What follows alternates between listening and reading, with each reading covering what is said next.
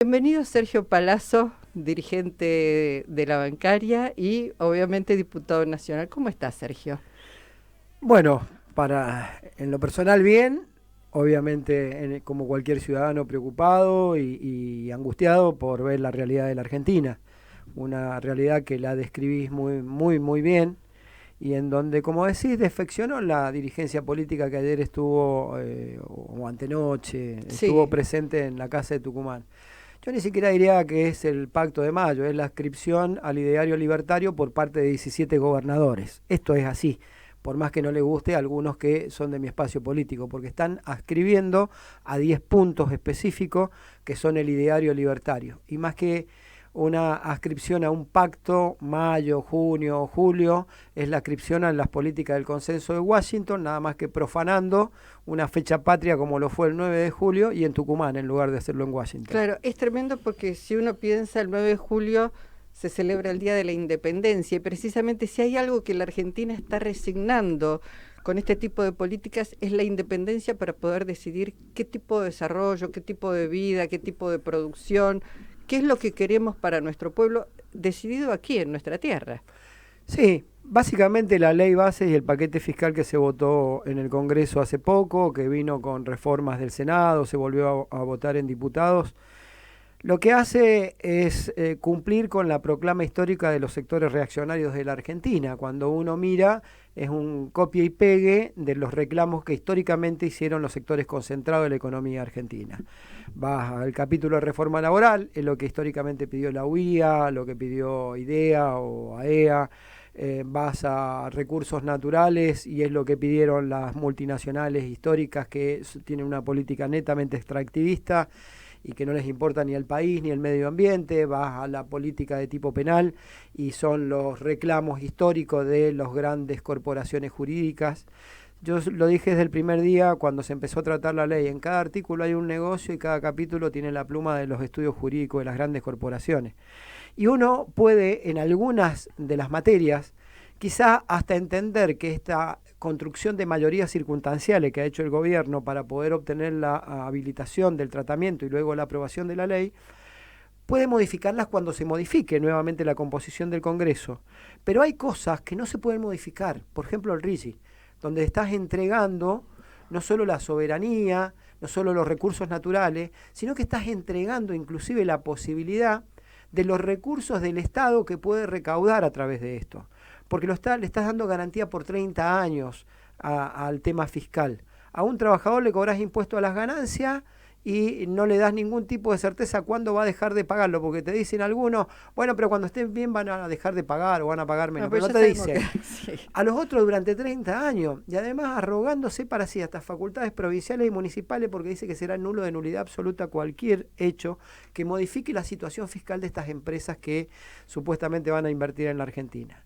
Vos podés modificar una ley laboral, podés modificar un delito de tipo penal cuando cambien las mayorías. Lo que no vas a poder modificar por 30 años es la estructura económica argentina con una política netamente extractivista en materia de recursos naturales y netamente restrictiva en materia de ingresos para el Estado argentino.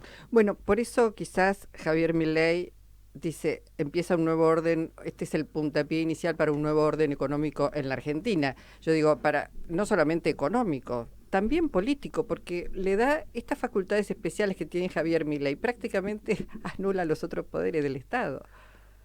Dos cosas sobre ese comentario. El primero, Javier Milei, cuando habla de un nuevo orden, él gusta hablar permanentemente de la batalla cultural que está librando y quiere ganar. Yo no creo que exista esa batalla cultural en su intención. Yo creo que lo que él quiere es generar un significante vacío de un modelo de país que se consiguió a través de la lucha de los sectores populares en la Argentina, que es mucho más grave, porque es anular no solo el pensamiento, sino la lucha, La la historia acción. y la memoria de un pueblo argentino que si llegó a este nivel de derechos en la Argentina, mucho, poco, mediano, fue producto de muchos años en que los sectores populares los reclamaron y hubieron gobiernos populares que atendieron al pueblo. Entonces lo de él no es que viene a cambiar un nuevo orden a través de esta lucha cultural. Él viene a generar un significante vacío de la lucha del pueblo porque sin memoria sobre la lucha para haber obtenido derechos es que avanza directamente con el estropicio que hace en materia económica, política.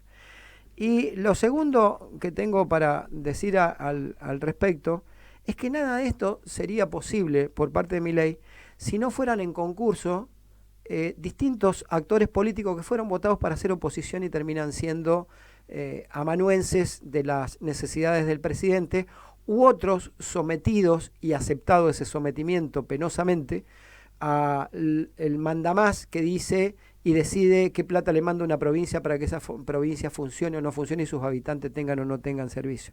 En ambos casos los votaron para ser opositores, no para hacer seguidismo de alguien que tiene superpoderes, que ha manifestado que el Estado es...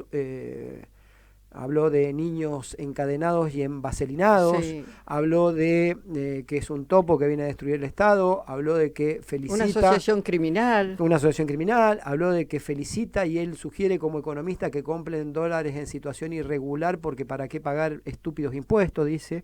Entonces, es un presidente que ya sin poderes especiales hace esto y es como que con una gomera le está tirando piedrazos a todos. Y el Parlamento, aquellos que decidieron acompañarlo y darle los votos, lo que termina haciendo es poniéndole una ametralladora con cargador automático y miras telescópica para que le tire a todo el mundo ahora. Así que nadie se queje el día después, salvo aquellos que hemos votado en contra y tenemos una mirada distinta. Ahora, hablamos de la dirigencia política, al menos una porción de la dirigencia política, porque me consta...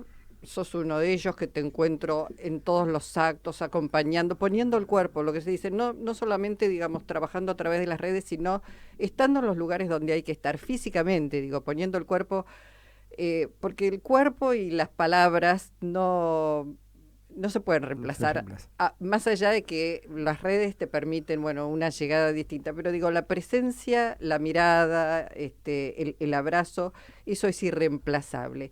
¿Qué pasa con ¿Qué ha pasado con la dirigencia? Porque digo, este presidente se ha cansado o no se ha cansado todavía, los va a seguir maltratando, insultando, diciendo cualquier cosa. ¿Qué ha pasado con esa dirigencia que no solamente le vota, sino en el caso de los gobernadores, que maltratados, sin los recursos necesarios, siguen acompañando? Llegás al límite de que había un gobernador que decía que iba a cerrar la llave del gas y el petróleo y su gesto de rebeldía terminó siendo vestirse de gris en vez de negro el día de la firma del pacto, ¿no? Ahí termina todo, ese es el circuito que uno puede hacer de la decadencia, de las convicciones de aquellos que deberían sostener en los hechos lo que dicen con la palabra. Si vas a cerrarle el gas y el petróleo y terminás vestido de gris nada más para decir soy rebelde, en eso terminan las convicciones de las personas. Yo creo que es una defección muy grande. Yo lamento, me angustio porque no los votaron para eso. Muchos compañeros y compañeras laburantes que votaron a un espacio político distinto al nuestro porque no le cubrimos las necesidades mínimas o las expectativas que tenían y no cumplimos todo nuestro contrato electoral, quizás buscaron otras opciones electorales pensando que iban a ser opositores a un gobierno que hoy está haciendo una depredación de derechos de ingreso y una depredación también en lo que significa la economía. Yo lamento que sea así y la verdad que me angustia muchísimo porque después revaloriza el que se vayan todos, revaloriza el concepto de que la política no sirve para nada y en realidad la política tiene que servir para transformar la realidad de la gente. Y lamentablemente cuando no encuentra un ciudadano y tiene un traspié y otro, los dirigentes que tienen ese tipo de actitudes terminan convirtiéndose en asesinos de la propia esperanza que le generan a la gente. Esto es muy lamentable. Es un momento, bueno, difícil. Estamos hablando de política, también hablemos de política sindical, política gremial. Se está reuniendo la CGT ahora en un ratito nomás para analizar, bueno, porque salió con esta ley bases la reforma laboral, está el tema de impuesto a las ganancias. ¿Qué van a hacer? ¿Esperás vos que la CGT haga, digamos, un acto político contundente? ¿Lo van a hacer los sindicatos individualmente? ¿Van a ir a la justicia? ¿Cómo van a tramitar esto? Yo dividiría en dos. Una cosa es ley base, otra cosa es paquete fiscal, porque el impuesto a la ganancia tiene una afectación sobre una cantidad de sindicatos o actividades que no es la totalidad del universo de la CGT. En ese caso sí te puedo contar lo que vamos a hacer como asociación bancaria. Nosotros sí nos vamos a presentar en la justicia. sabemos que hay que discutir la legitimación, el fuero donde va, y tenemos que discutir la cuestión de fondo, que es la inconstitucionalidad. Para nosotros es inconstitucional porque vulnera el principio de progresividad, primero, porque segundo, ocasiona una rebaja salarial, estás generando una merma en el ingreso de los trabajadores. Tercero, porque estás afectando ingresos de carácter alimentario, porque cuando vos sobre el 1.900.000 deducís el aguinaldo que lo prorrateás, sí, lo tenés que bajar. Cuando deducís las cargas sociales, cuando le deducís hay 25 deducciones que no podés hacer más por la derogación de distintos artículos e incisos de la ley de ganancia, te queda que un trabajador que cobra neto 1.200.000, 1.300.000 paga ganancia, cuando para no ser pobre una familia necesita más de 900.000 pesos. Entonces también tiene un carácter alimentario. Imagínate, el otro día leí una nota periodística muy buena que decía, no sé si estaba ficcionada, obviamente, porque hoy no está pagando ganancias, debe estar ficcionada, pero marcaba una realidad que se va a dar, y es un matrimonio, como tantos otros en la Argentina, que las parejas están separadas.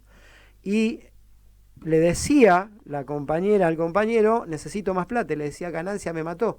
Y por ejemplo, ganancias a una persona que va a terminar con 1.300.000, no contempla que tiene que atender una cuota alimentaria de 300, 400.000 pesos y que va a pagar ganancias sobre 700, 800.000 pesos, que no le alcanza para nada. Entonces, inclusive quienes queden por debajo de la línea de la pobreza van a terminar pagando ganancias por esta situación. Esto es lo que se va a dar en ese marco. Nosotros como organización sindical lo vamos a hacer, muchas organizaciones lo van a hacer, de presentarse. Es inconstitucional, ¿por qué?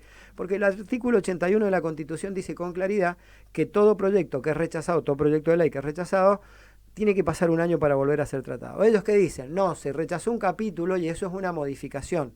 No. La interpretación correcta, cuando el convencional sancionó el artículo 81, es que un proyecto de ley es lo que se trata. Acá es un conjunto de leyes dentro de una sola ley. Quiere decir que la ley impuesto a las ganancias se cayó y la ley bienes personales se cayó. Este es el concepto sobre la base de por qué aplicamos el artículo 81. Y el artículo 80 de la Constitución, porque dice con claridad que toda vez que sea aprobado por las dos cámaras, deberá promulgar el Poder Ejecutivo. Acá hay una sola cámara, está sancionando un impuesto con una sola cámara. Creo que tenemos la razón en eso. Te iba a decir, bueno, ¿qué esperás igual de esta justicia? Porque la verdad es que otro de los grandes y enormes problemas que tiene la República Argentina hoy en día, en realidad no es de ahora, es de hace rato, es nuestra justicia. Bueno, respecto a lo que fue el tratamiento del decreto de necesidad de urgencia y vinculado a los temas laborales, creo que obró correctamente. E interpretó que había una violación de normas constitucionales y, por un lado, decretó una medida cautelar y, por otro, una sentencia definitiva sobre 6 puntos que dictó una de las cámaras, creo que fue una de las salas de feria, en donde estableció 6 puntos que no se podían tocar. Por supuesto que ahora hay una ley, eso era un decreto, entonces ahora habrá que discutir, por un lado, la progresividad del derecho, que es uno de los artículos importantes, que es el 75, inciso 19 de la Constitución, que establece la irregresividad de los derechos. Yo no puedo tener menos derechos de los que tenía. Si vas a sancionar una ley, como mínimo tiene que ser igual o tiene que ser mejor. Y lo segundo, o tercero, hay 2 o 3 temas que son muy delicados. Uno, ¿cómo es esto de que ahora discriminar sale un poquito más caro, pero vos podés violar a la ley? Un acto discriminatorio es un delito de tipo penal, inclusive. Sí. Y ahora vos podés decir, antes tenías la posibilidad de elegir la indemnización o la reinstalación en el lugar de trabajo como un hecho reivindicatorio. Ahora eso te lo quitaron. Quiere decir que a vos te pueden tratar por tu religión, por tu altura, por tu condición política o por tu condición de sexualidad, como se le ocurra al dueño de una empresa, y te paga un poquito más y no importa, seguí discriminando, dale que va. Otra de las cosas es esto que ellos deshumanizadamente llaman racismo de trabajadores, que es crear, antes eran 5 y como si fuera un gran beneficio, bueno, pero ahora son 3, 1 que manda y 3, que son monotributistas. Creo el otro día haber leído que más del 60% de las empresas argentinas tienen menos de 5 trabajadores. Quiere decir que cualquiera ahora tiene 3 monotributistas más 1 que le da órdenes. Con lo cual la relación de dependencia queda acotada. En lugar de mejorar la recaudación y mejorar el sistema previsional, lo que hace es no solo es precarizar, sino quitarte recursos. Vas a otro de los artículos. Se establece a partir de ahora que los contratos de obra, los contratos de profesionales y los contratos de gestión no van a estar alcanzados por la regulación del principio del derecho laboral, sino del Código Civil. Y además la presunción de relación laboral existente cuando hay continuidad en la facturación dejó de ser tal en la justicia. Y por último, tenés aquello que fue eliminado en diputados y lo agregaron diputados senadores radicales lamentablemente en el Senado, que es el tema de considerar injuria grave en las huelgas cuando alguien se siente amenazado. Ellos lo llevan para el lado de bloqueo y todo eso. Sí. Pero eso ya tiene un tema de tratamiento en el tema penal. Lo que no dicen es que también hablan de amenaza y quien se sienta amenazado y que no puede entrar a trabajar porque está amenazado. Suponete que hacemos una asamblea y yo en la asamblea digo que hay que parar por esto, el otro. Alguien va a decir, y yo no voy a ir a trabajar porque me sentí amenazado en la asamblea. Claro. Eso es causal de despido a partir de ahora.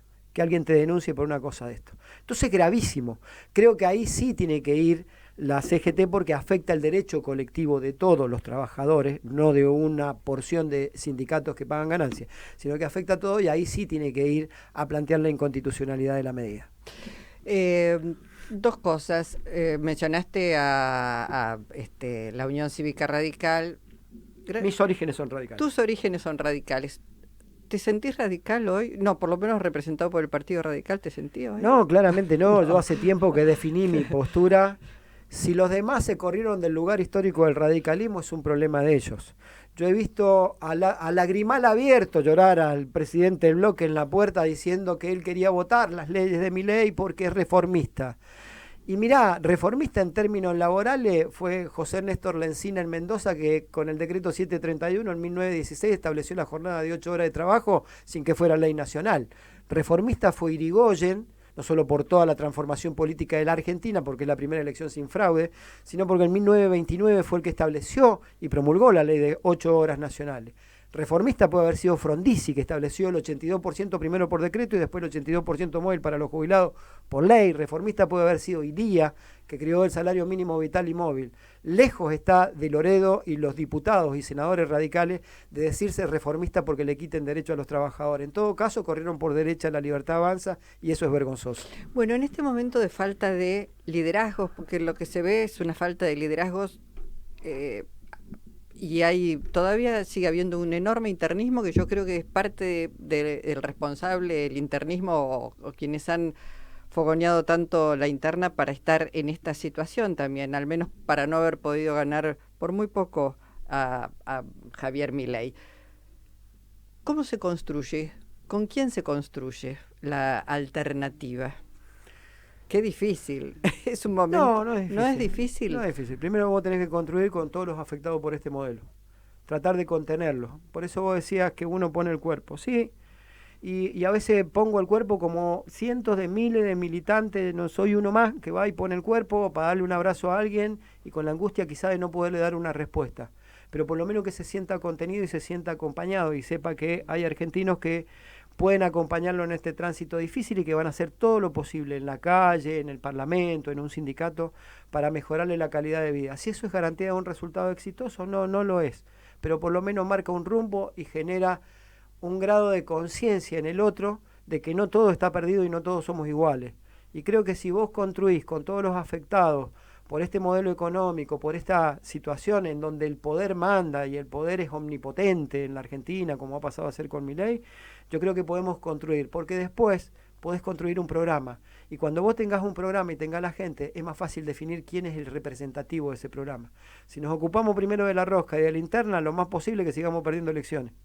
Y los líderes en realidad van surgiendo de esa construcción probablemente colectiva, porque no se nace líder, no tenés que esperar a un líder. Es alguien que en un momento se puso los zapatos y dijo, bueno, esto es lo que tengo que hacer y voy para adelante.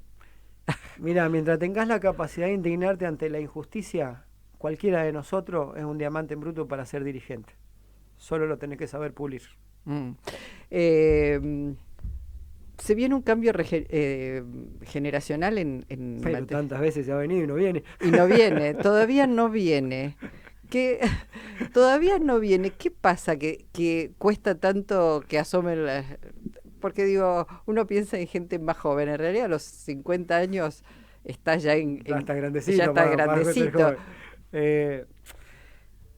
Yo no, esas políticas de recambios generacionales yo creo que siempre hay que buscar un mix, ¿no? Porque necesitas gente de oficio y necesitas el ímpetu y la sapiencia también de los jóvenes. Experiencia... Hoy en muchos temas los jóvenes tienen más experiencia que los más grandes. Por ejemplo, vos tenés un impacto tecnológico en la vida de la sociedad que no solo atraviesa el trabajo, la comunicación, la seguridad, la defensa, la salud, y los jóvenes interpretan mejor que a lo mejor el mejor de los médicos más preparados y profesionales que vos puedas tener en una materia, mejor que un dirigente sindical, de los más avesados que podás encontrar, o mejor que el mejor político. Pero tenés que encontrar esa cosa necesaria de amalgamar ese cambio tecnológico que va a implicar un cambio generacional con alguna gente de experiencia. Yo no creo en los cambios bruscos de uno para otro, se van los sub 70 y entran los sub 60, no. Creo que hay que buscar ahí lo mejorcito y a partir de ahí uno puede construir cosas interesantes. Sergio, cuando estábamos empezando el programa, te hice escuchar, como a todos nuestros invitados, hay que decir ahora, por José Ángel Trelles. ¿Te gusta la música? ¿Te gusta mucho la música? Sí, me encanta. José Ángel Trelles, en mis épocas en que empecé a militar en el alfonsinismo, para nosotros José Ángel Trelles, Serrat, eran Víctor, León, sí. Eran La Negra, que ayer cumplía años, ¿no? Sí, sí. Eran referencias inexcusables de la cultura, quienes venimos del interior, el cancionero cuyano con Armando Tejada Gómez, por ejemplo, con Matus. Jorge Marciali, que ya Jorge no está Marciali, tampoco. Jorgito, Jorgito Marciali. Sí. Son, me parece que, referencias de la cultura importantes, ¿no? Hoy hay otro tipo de música que también me gusta, es decir, siempre me ha gustado el rock nacional. Nosotros siempre cerramos los actos de la bancaria con El Rebelde de la Renga, así que como para graficar. Y creo que hay buena música, hay chicos que hacen buena música, Woz, Trueno, son chicos que me parece que están haciendo buena música, ¿no? Y que se comprometen. Bueno, él es Sergio Palazzo, no solamente es dirigente sindical, no solamente es diputado, sino es un hombre que defiende y ama nuestra cultura. Sergio, gracias por haber venido, es un gusto. No, gracias a ustedes, perdón por la demora, sé que hemos estado ahí con desajustes de agenda y permitime expresar un par de cosas. Primero, un gran cariño a toda tu audiencia y segundo, el profundo respeto y admiración que te tengo porque la verdad que nunca claudicaste en tu forma de pensar y siempre pagás las consecuencias de tu coherencia. Ser coherente cuesta en la Argentina y duele muchas veces. Entonces uno tiene que poner en valor a las personas que arriesgan todo y que dejan todo detrás de una idea y detrás de no resignar principios y convicciones. Ojalá los gobernadores hubieran hecho eso antes de ir a firmar el pacto. Gracias Sergio.